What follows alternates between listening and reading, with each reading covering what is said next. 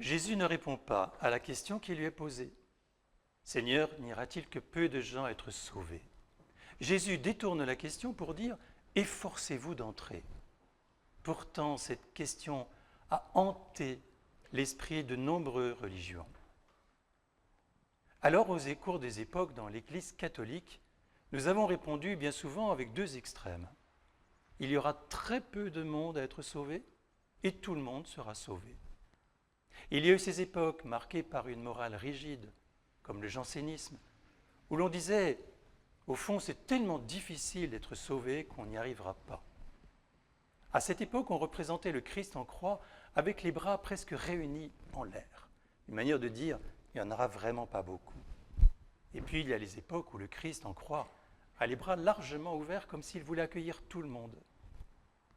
Quelle est la bonne réponse? Pas beaucoup, presque rien, ou tous? Vous vous souvenez de cette chanson célèbre qui date maintenant? Nous irons tous au paradis, même moi? C'est pas si sûr.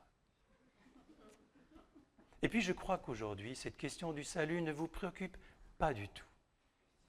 On n'a pas besoin d'être sauvé, on ne s'en préoccupe plus.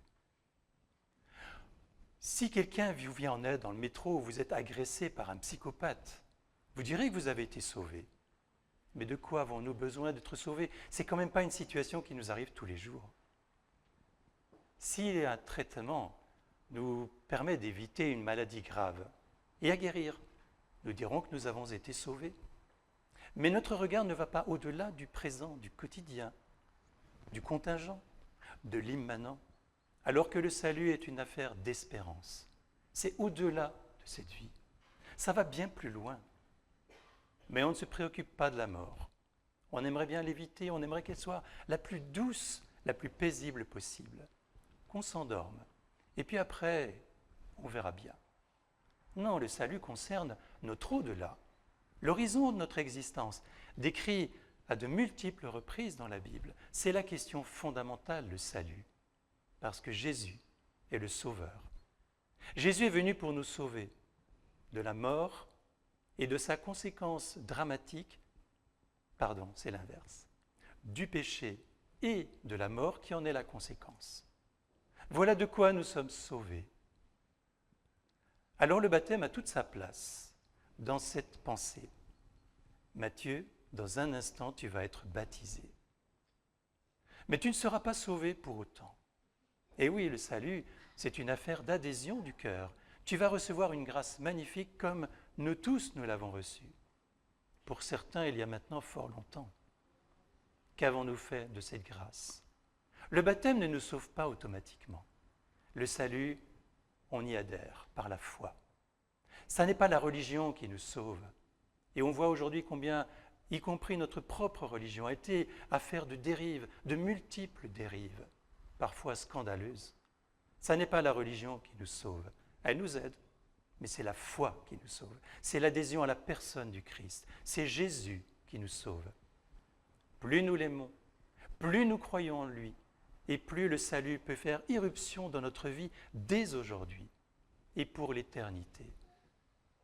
Le salut est l'enjeu fondamental de notre foi, de notre vie chrétienne, parce que c'est une vie. Le baptême ne suffit pas. Il nous introduit dans une progression, dans un itinéraire dans lequel nous avons à faire preuve de fidélité et de persévérance.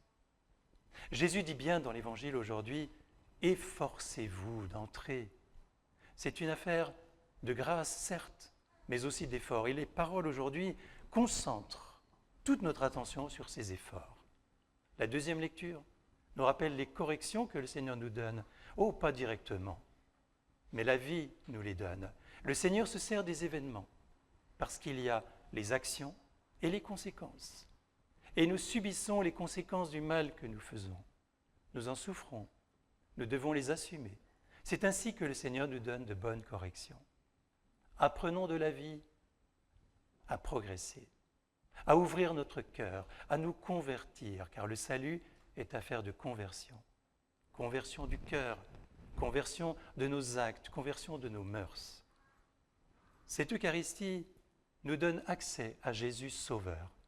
Nous allons communier à sa présence, nous allons tout recevoir. Ne désirez pas plus. Ne vous dites pas qu'il faudrait faire un pèlerinage lointain, obtenir quelques grâces par une action difficile. Non, c'est simple, peut-être même trop simple. Communiez au Christ, ouvrez votre cœur, présentez-lui vos faiblesses, vos pauvretés, vos souffrances, présentez-lui vos angoisses, vos inquiétudes, vos attentes. Et il sera au cœur de votre vie le salut qui agit maintenant et pour l'éternité. Que ce soit notre itinéraire, que ce soit notre joie, et que le baptême de Matthieu aujourd'hui nous rappelle la grâce qui nous a été faite.